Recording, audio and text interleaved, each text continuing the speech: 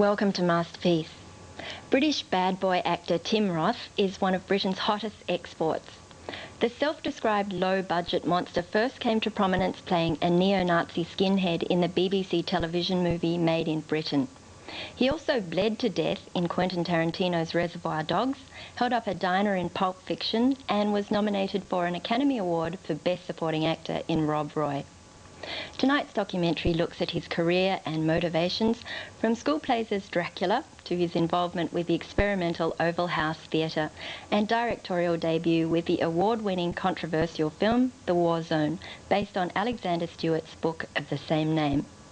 We'll also hear from Mike Leigh, Ray Winstone, his first drama teacher, and the other British villain, Gary Oldman. Hope you like it.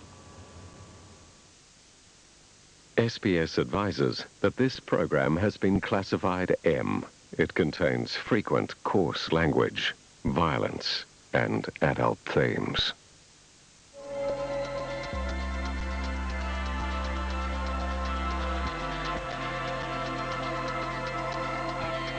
He's just got this. I know who I am. I know what I can do, and what I can do is anything.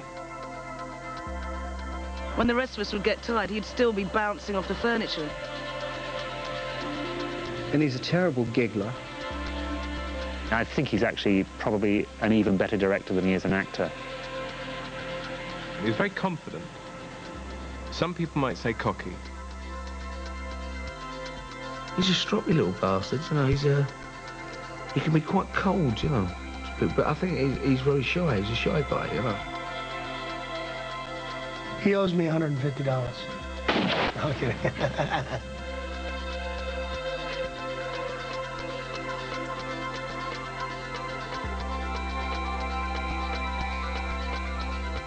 What I wanted to be was Montgomery Clift.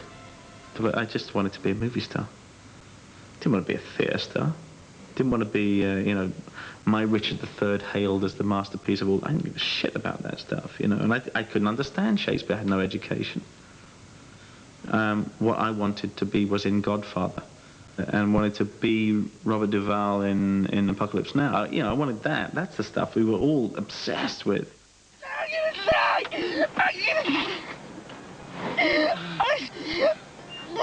I was scaring the shit out of me, Larry. I'm gonna die, I know it. Oh, excuse me, I didn't realize you had a degree in medicine. For me, if it's a studio film, I don't care. If it's an independent film or a low-budget film, I don't care. If it's a good film, I care. Tim Roth is one of Britain's hottest acting exports.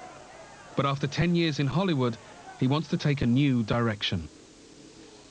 To be honest with you, I would stop acting.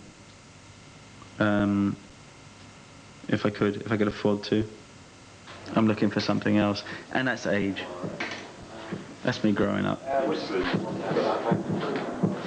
Roth has spent the last 2 years concentrating on the movie that might bring him that new career. This time, not as the star, but as the director. Action!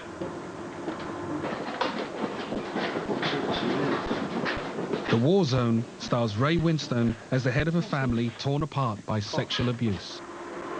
Cut it! Rock out, Mark, shoes off there. Cut. You know, the thing is, I really had been thinking about it for a long time, directing it, because directors have been talking to me about it and telling me that I should do it, and it is a fascinating thing. And also, you know, becoming quite bored with the stuff that you're doing. I mean, some of the stuff I love, you know, but a lot of it, you know, and you know, you know, I'm in the middle of my life, and I think I should have a go.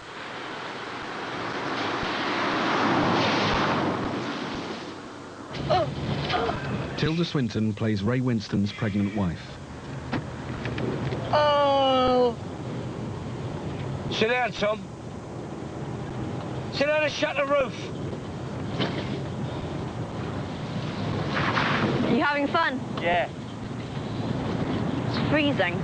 Oh! You want me to stop? Do you want me to stop? You don't want me to stop. Let's keep going.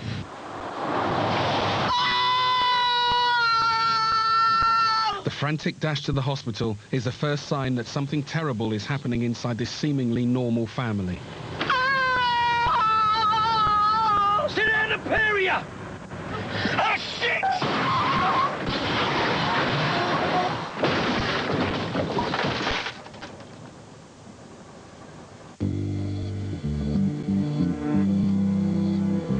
While he's in the UK, Roth has agreed to take part in a question and answer session at the Glasgow Film Theatre with Ray Winstone. Usually you don't like talking about acting. Not at all, but I don't mind doing it privately to actors. Or people who really want to, they really want to be an actor, and they can, you know, then I think it's worth telling them. You can just talk about your experiences or something. But I don't mind doing that. I don't like actors on TV talking about their stuff, or newspapers or any of that stuff. I find it embarrassing and stupid, and I think most of them are full of shit. What's that down there? Welcome to the members of the Scottish Actors Studio who are here for this question and answer session with two of the world's greatest screen actors, Ray Winstone and Tim Roth. God bless you, sir. Well, there is a connection between the three of us here today. That Scum was starring, of course, Ray Winstone. Tim, I believe, I don't know if it's true, but it was an inspiration for you to be an actor, having seen Scum. Absolutely. I turned down a part in Scum, would you believe? Idiot. And this is the man in charge. 4737 Carlin, sir. And you're the little toe rag who thumped the officer at Rowley, eh? Fancy yourself, eh? Thumping officers, Oh, tell you, sir. You speak when I tell you. And they've sent you here to be sorted out. Will you all have heard of us, eh, Carlin? Heard of us, have ya? Yes, sir. And what did you hear? Nothing, sir. Oh, I see. Well, I'll tell you here and now, lad. Nothing was not the correct information.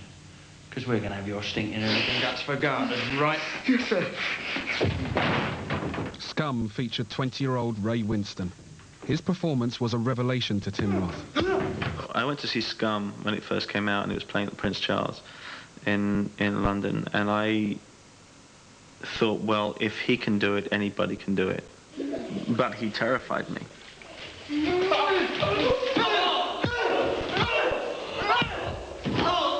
What thanks, you bastard? I'm a daddy now. Next time I'll kill you.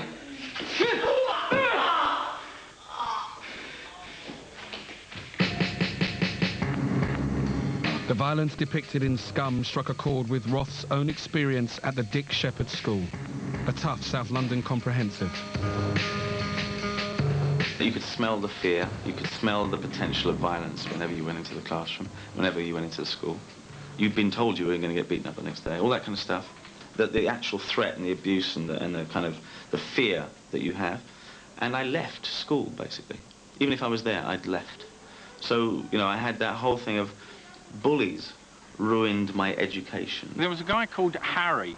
Oh, yeah. Harry, who was the sort of bane of Tim's life. He really, there was really kind of a tension between them. Yeah.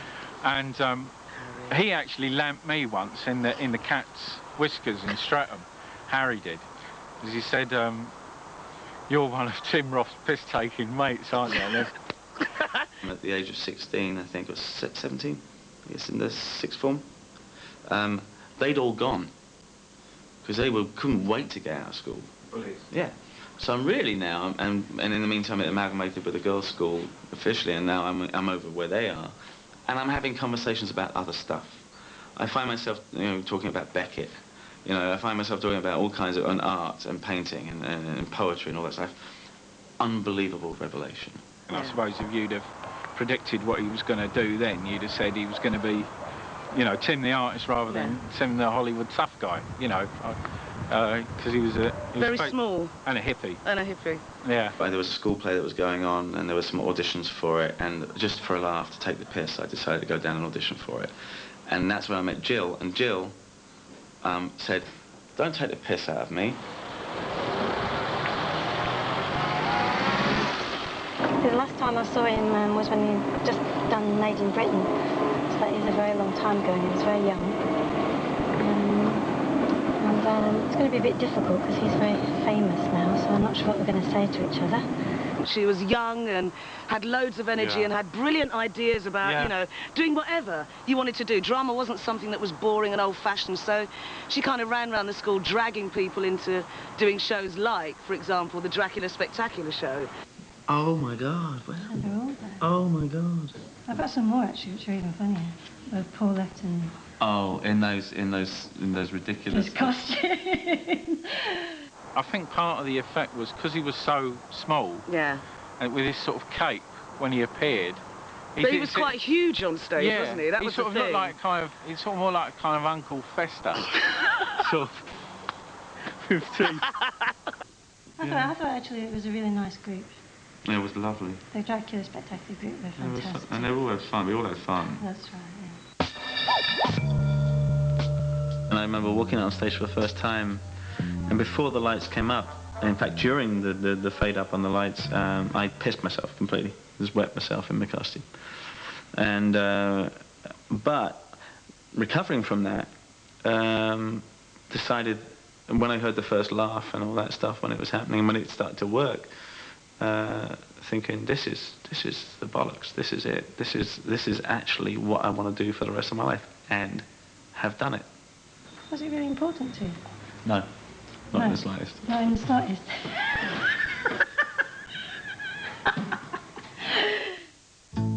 Determined to become an actor, Roth began to go to workshops as an experimental theatre, the Oval House in South London.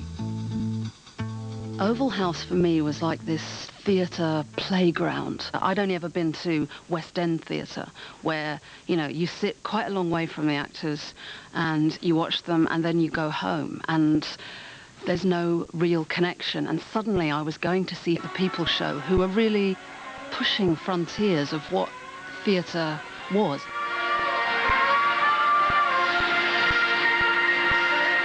And then you'd get to talk to them afterwards because they were there. Theatre wasn't this sort of remote thing that you go and watch the actor and they're ways away. You know, you're close enough to smell them and then you can talk to them.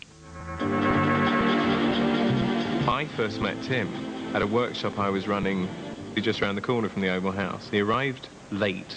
He sort of bowled into the room. He didn't just walk in. He had the sort of swagger and that sort of looking around thing. This terribly fierce, cocky boy appeared.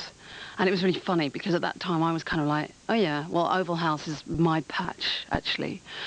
And Tim appeared, and who was somebody who had more confidence than I'd ever seen in anyone. Tim was always completely focused on where he was. He was exactly where he was meant to be at that time. So consequently had a great power on stage.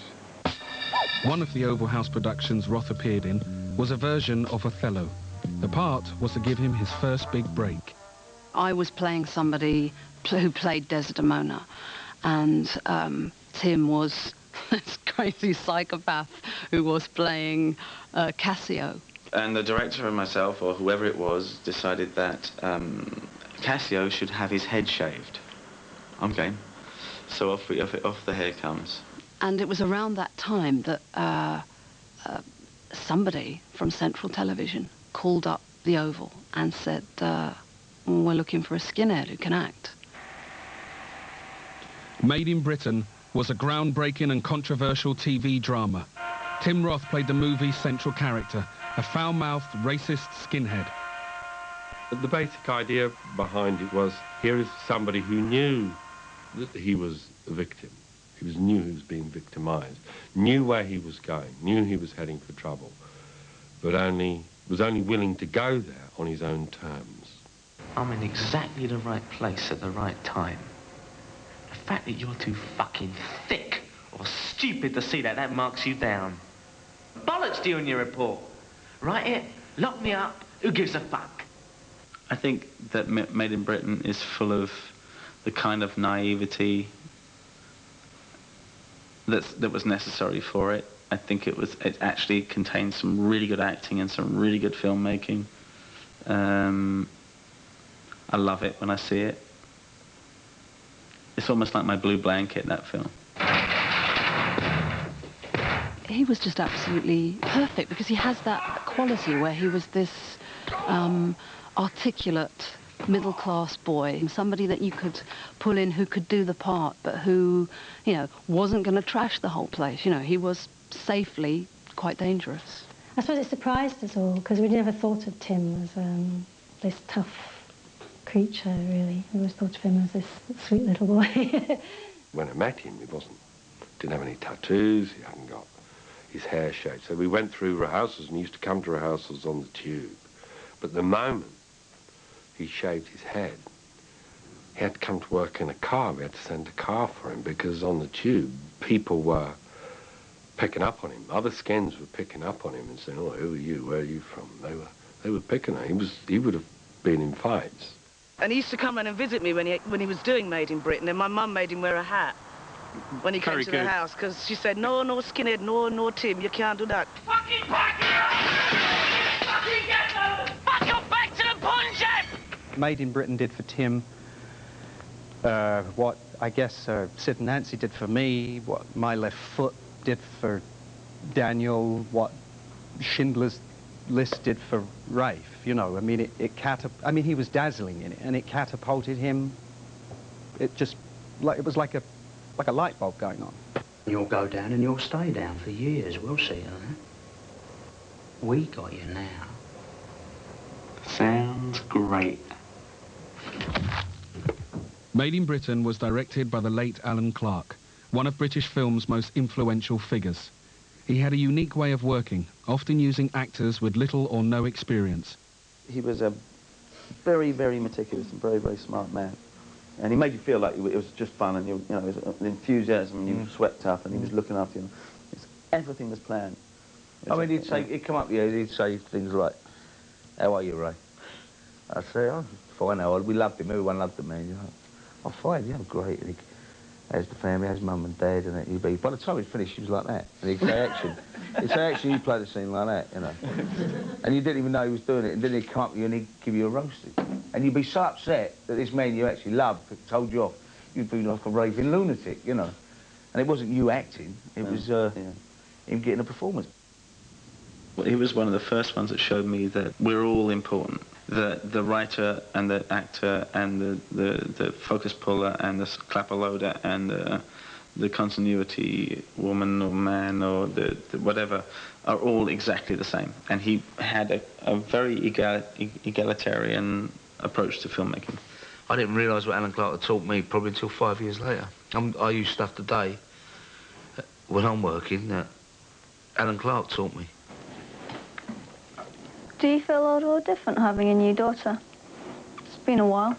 I know, I feel a bit scared, you know. Get your feet off the table. But at the same time, I feel very happy. No, ain't Was it like that with us? Was it? No, well, you changed everything, you know.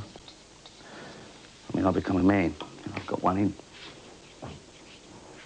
If Warzone's anything to go by, Tim has certainly taken a leaf out of Alan's book there, because the kids that he found extraordinary. There are things that you learn as an actor as you go along, and there are traps that you fall into. And some of them are good and some of them are bad. Using non-actors, they come with they're not contaminated, and they come to the screen without personality or baggage. I cast them absolutely because of Alan, because I knew it's possible to find people, to get them off the street. If you see something in them, you can only go on your gut reaction, right? So if you see something in them, like, that's that girl, that's that boy, now give them all the chance in the world.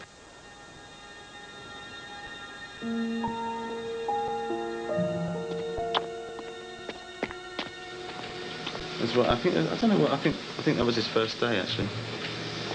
This is his first time acting. And then we're inside, that's another day. Ray and Tilda saw people who had been untouched by any kind of drama school. I'd never even seen a camera, and saw them doing things that, as actors, you desperately wish you could do. And they could just do them. And not only that, but they could do them over and over and over again. And I think it was like, oh my God. And Ray had said, even in the screen tests, it was, it's like, we should all go back to school now. Tim's an actor, so he knows about actors, and if I wasn't doing something right, he did the take himself, and then he played it back on the monitor, and I looked at that, and sort of, that's the sort of system we worked on. And he just said, be yourself, you know, be Just yourself. play it as you would, and then... Yeah. And also you play off Tilda and Ray, and they know what they're doing, so it kind of helps you. Do the way, but see if you can make it more natural.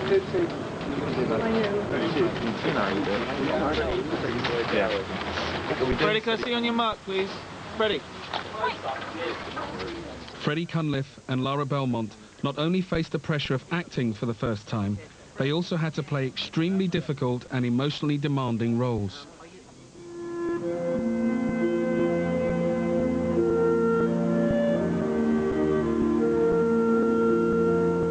Freddie's character, Tom, is a confused teenager who begins to suspect that his father is sexually abusing his sister. As the true horror of the situation begins to unfold, all three characters try to act as if everything is normal. Jess isn't able to tell Tom the truth. But this is I think one of her best moments, because it's also a very, very hard moment to do. And I'm not talking about the actual, when it gets a bit loud and stuff, but the look. Because the look is the most important thing, because she's thinking one thing, and they're all acting. But Ray's playing the character who is acting. He's a liar. And then we've got Lara, who knows, Freddie, who suspects, and now they've got to deal with this man. The last thing I said to you was be home in this house before 12 o'clock. Where you been? On the beach. On the beach. It's 7 o'clock in the fucking morning. We lost track of time. You lost track of time? I've had the police out looking for you all night. Your mother hasn't had a decent night's sleep since the baby's been born, and you're on the fucking beach. Go to bed, you. Go to fucking bed and stay there. What are you doing to me, Jess? Smell your face. We done that. Look at that. Did he fucking do that face. Did he fucking know? Did he do that? I'll break his fucking neck. He's got to take the fucking piss out of me. Don't take the piss out of me. Papa! Leave it. That's enough. Leave it. Roth took a risk, casting newcomers in his first movie. But he knew it could work from his own experience as a young actor, working not only with Alan Clark, but also with director Mike Leigh. You got to work with Mike, and I mean, it's an extraordinary experience. It was almost like I'd done 15 years at drama school, possibly, or something, condensed into 6 weeks or 7 weeks. I mean, I learned incredible lessons from that. And where do you normally keep it? Pocket. Which pocket? Trousers.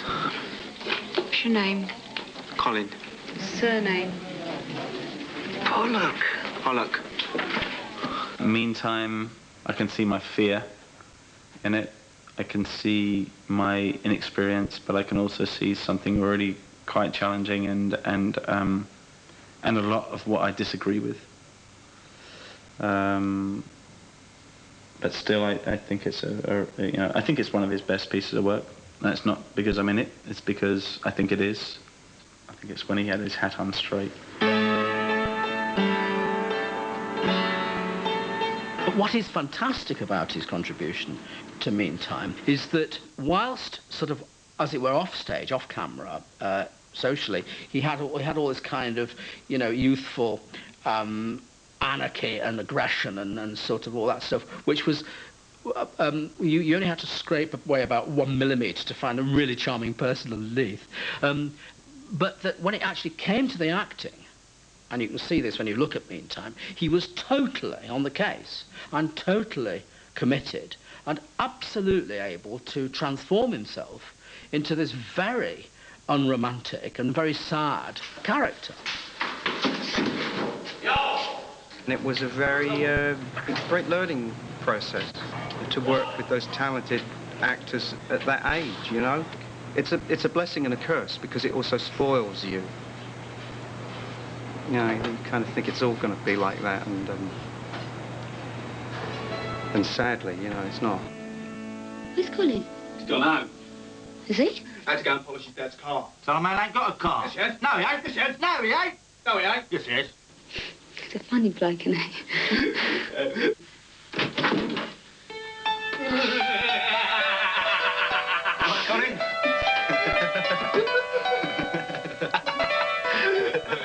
2 high-profile TV films behind him, Tim Roth was an actor in demand. Do you enjoy it here? Not very much, sir, no. Why not? There's lots of reasons. I suppose mainly I feel I just don't belong, simple as that.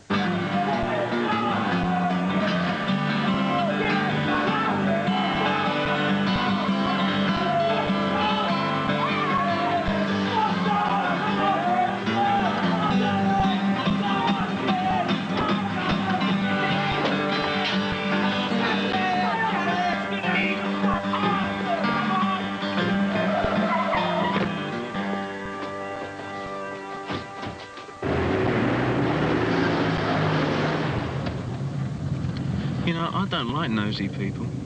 I'm just telling you what she thought, that's all. Yeah, let's just keep off it, shall we? Can't believe this. Nobody's calling you a liar.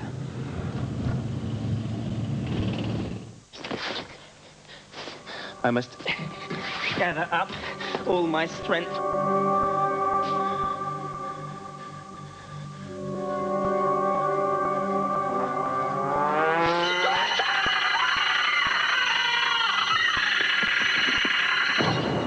By the end of the 80s, good TV work was scarce, and good film roles even scarcer.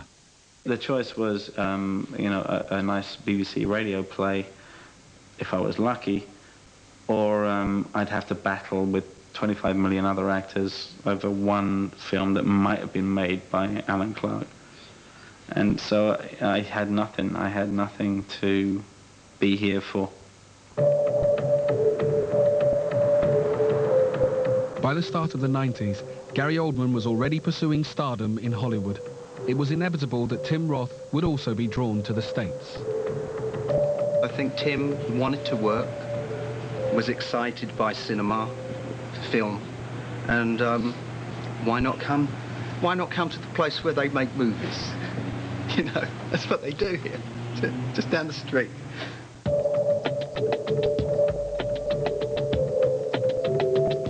Trying to find work in America, Roth got a call from agent Eileen Feldman. I went and picked him up at his hotel to drive him to the barbecue, and as we were driving, he started talking to me about how he had kind of already told one of the larger agencies that he would go with them.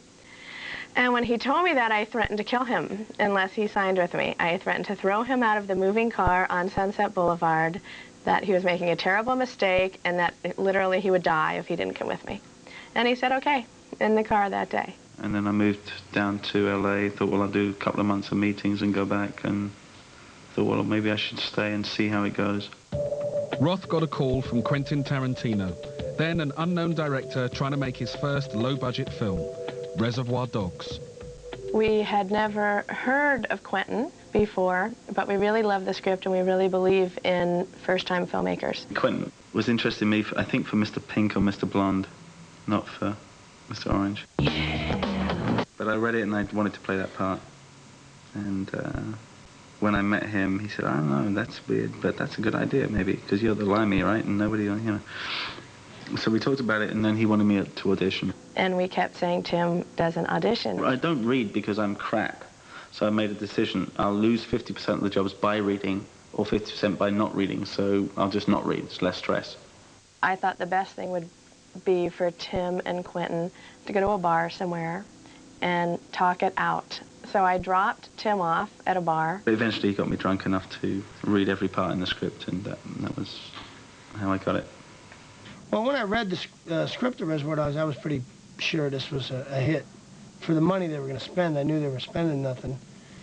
But I was sure, you know, first of all, the actors involved, but more importantly, the script had all the humor. You know, when you read it, you said, I want to be in this. And everybody did. Hold it! Hold it! Right there! Get in the fucking car!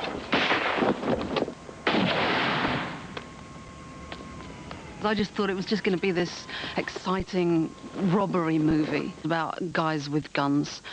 And in the scene where we first see him in the back of the car and he's shot, and you see someone who who suddenly gets it. They suddenly know that they're going to die. This is it. This is the end for them. And I sat there and I cried watching him. I'm sorry. I'm sorry, Larry. I can't believe she killed me. Who the fuck you thought that? Hey, just cancel that shit right now. You're hurt. You're hurt real fucking bad. But you ain't dying. All this blood scared the shit out of me, Larry. I'm gonna die, I know it. I was so sort of thrilled to see him in a film which really broke through like that. I mean, the reason why it's become such an important film in his career is the fact that it was such a different film. It was such a breath of fresh air, especially to people who hadn't been exposed to Hong Kong cinema, from which it borrows quite heavily. But obviously, by the time the Hong Kong influences got mixed up with Tarantino's, fantastic ear for dialogue and all the pop culture references, and had been carried by every single performance being so good, it becomes a film which is sort of in itself an iconic statement. I feel that was a really good low-budget film that we made, Reservoir Dogs, and we all talked about quietly when we were making it, this is a good little film, this is seriously good stuff. And we tried to do our best acting in it, and I think it worked. I think we also had a very energetic and very inventive director. Quentin really helped me as an actor, or to succeed as an actor. Like we helped him to succeed as a director.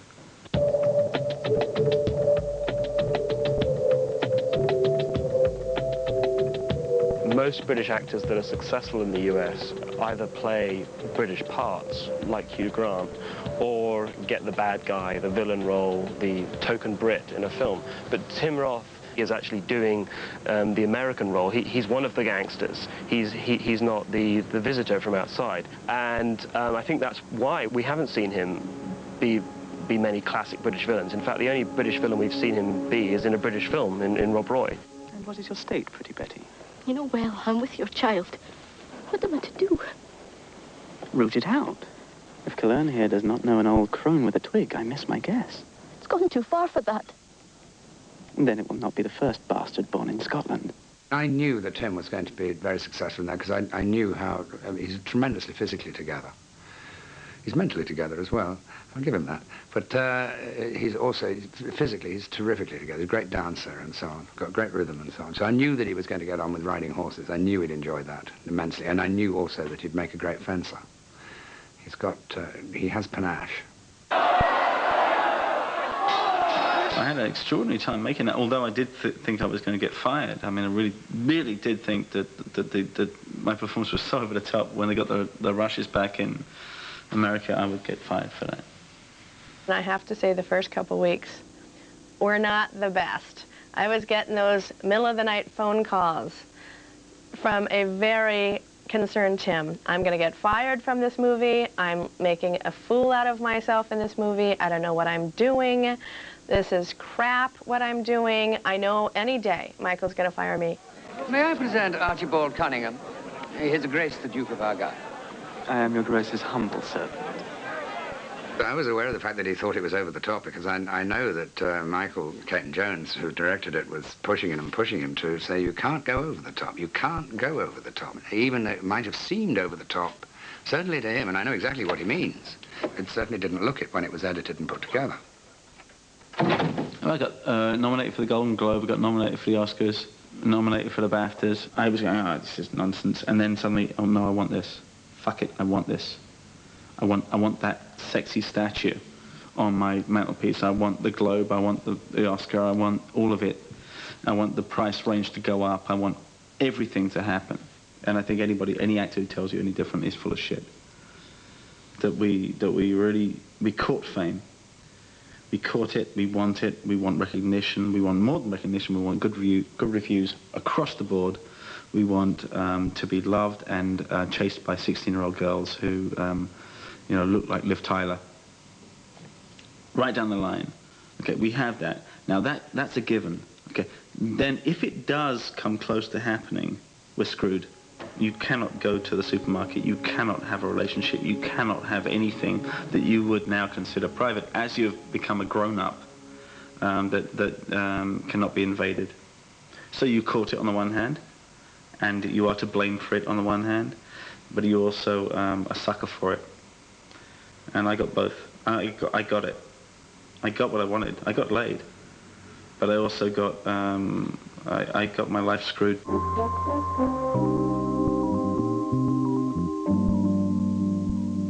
Roth may have experienced the downsides of Hollywood fame and wealth, but he, like his friend Gary Oldman, has enjoyed enduring success over almost 20 years, which today is something rare.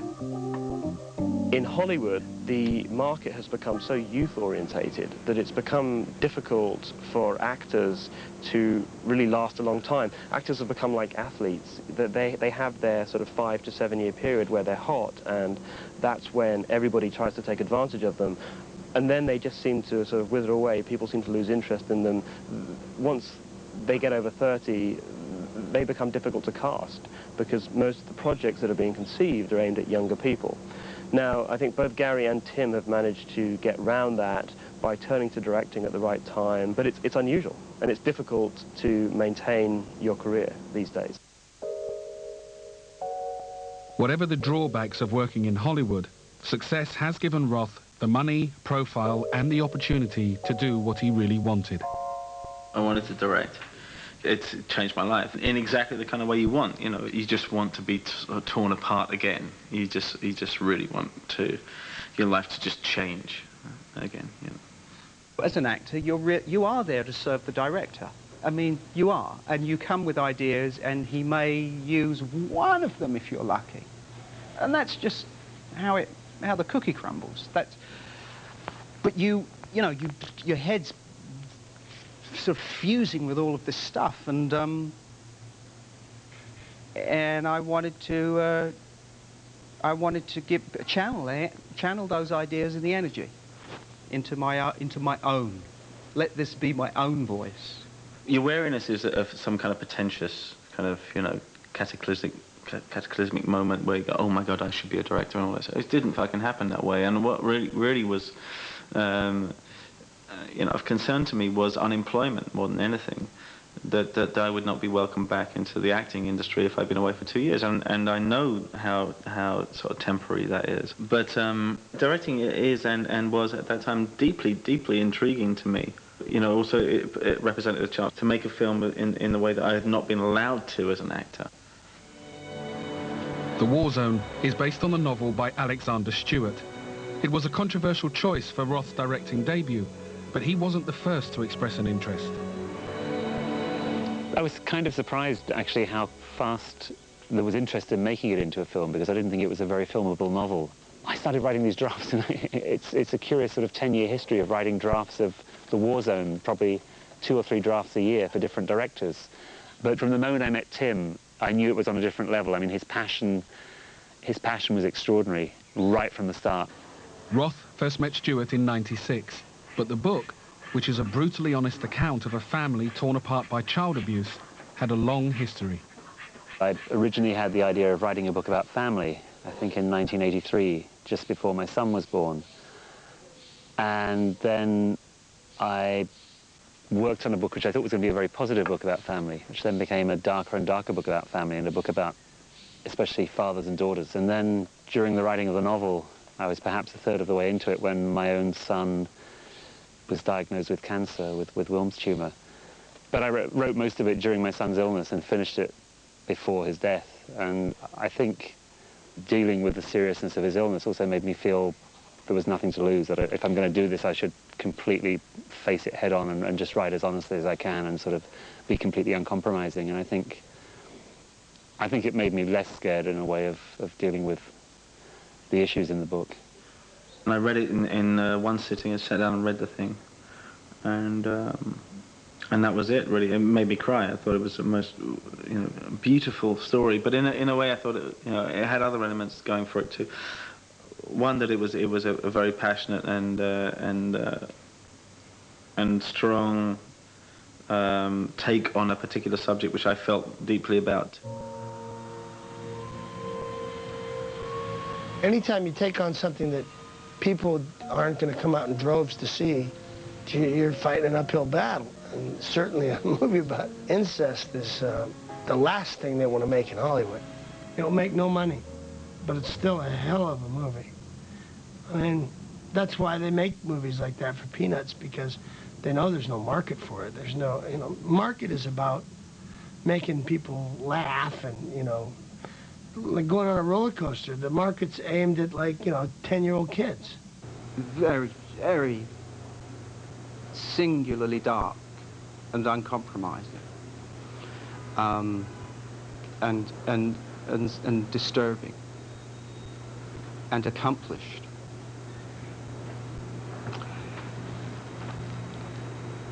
It's a tough sell. It's the sort of movie where on the one hand you're saying, well, here's something which I genuinely believe they set out to make for the very best intentions. I mean, it isn't just gratuitous, or they're not sort of vicariously showing us things for the purpose of titillation. They're not trying to appeal to the prurient interest. They're actually showing you stuff I believe that they feel is dramatically true and has worth, and therefore, you know, that it's a sort of honourable thing to do.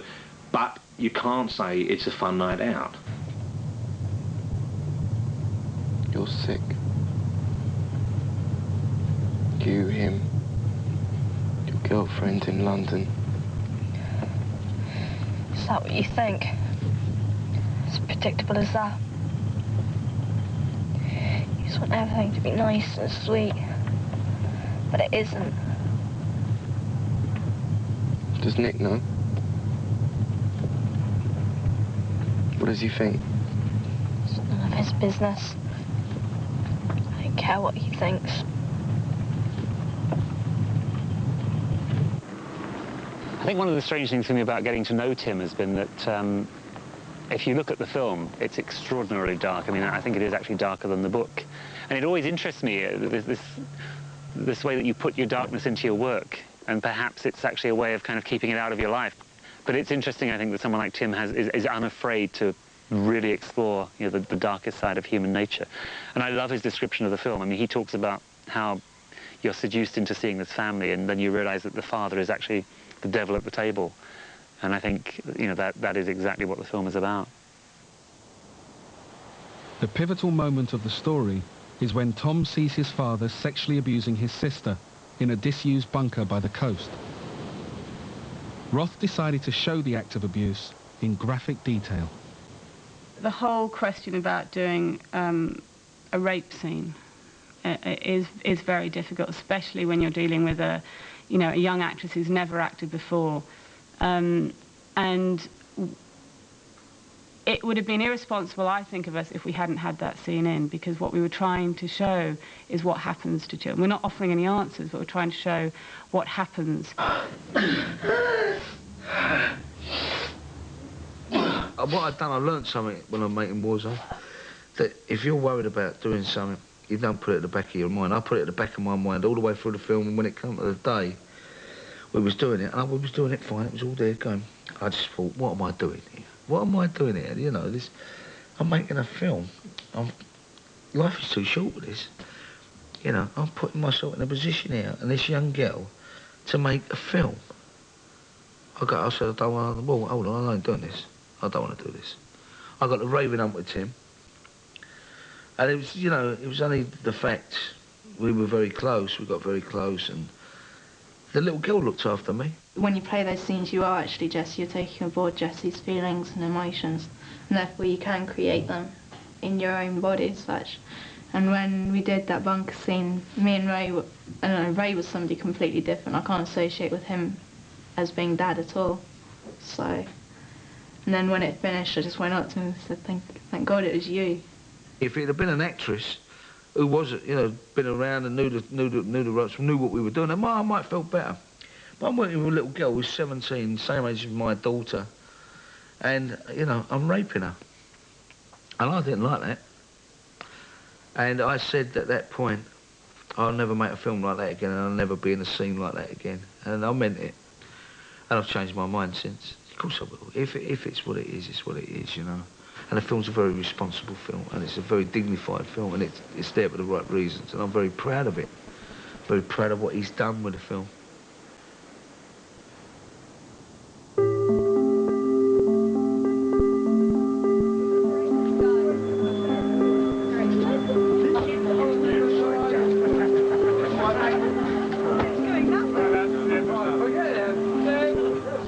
Edinburgh Film Festival, the War Zone's British premiere.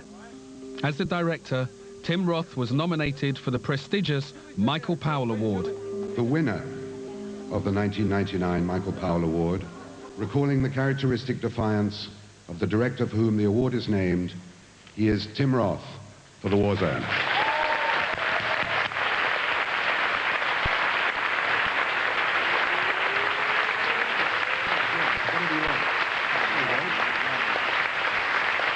Hiya. Can't see a thing. Right then.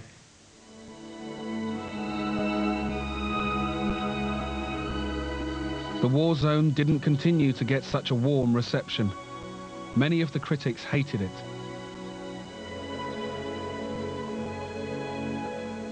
Once it goes to reviews, it's a group of people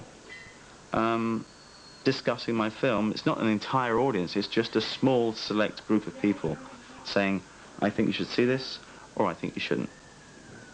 And so I have a barrier. Instead of a corridor to the audience, I have a barrier. Are there any journalists? There is maybe... Trying to break through that barrier, Roth decided to go in person to talk to audiences after they'd seen the film. I'm just a bit concerned about the movie. What I'm wondering is what you would hope to achieve from this. What do I achieve? What do I achieve? I get personal satisfaction. I get debate. Your issue, your problem with the film. Take it on. Absolutely fine. I get, what do I hope to? I know what I have achieved. I don't know what I hope to achieve because it's out of my hands. What have I got? I'll tell you what I've got is people have come to me and have said, that's it, I had that. That is exactly what it feels like. Listen, I will say this, I will take anything, obviously, right? I will take anything you have, but I will not take bullshit. Okay? I made this because I care about these people. And whatever you see, if you see that is not the case, then I'm sorry, maybe I failed you. But don't accuse me of fucking exploiting these people. That's what I'm getting from you. And don't give me a fucking lecture. You said you had something to get out of your system. What was it? Well, I mean, you know, do you need to know? Do you really need to know? I'd be interested. I know you would. You don't need to. No, you don't need to. I actually work on a project with young and adult sexual abuse survivors. So welcome. Thank you.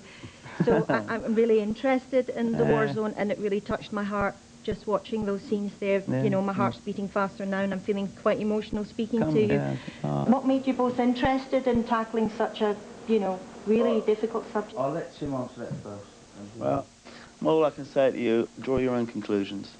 You know. I've got a feeling that I might know. Gotcha, babe. Yeah. Despite the award, The War Zone did disappointingly at the box office in the UK. Tim Roth, the director, is not yet as bankable as Tim Roth, the actor.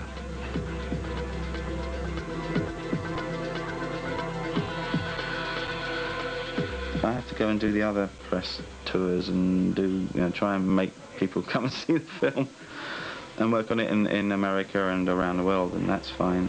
But then I'm going to work with a filmmaker who is a huge influence on me, is Werner Herzog. But in between time, I'm going to have to make some money because that's not going to be what that's about, you know. So it's a real good mix-up, you know, the stuff you do for money on the acting front, stuff you do for love on the acting front, or hopefully for love, and then the directing thing, which is an absolute obsession.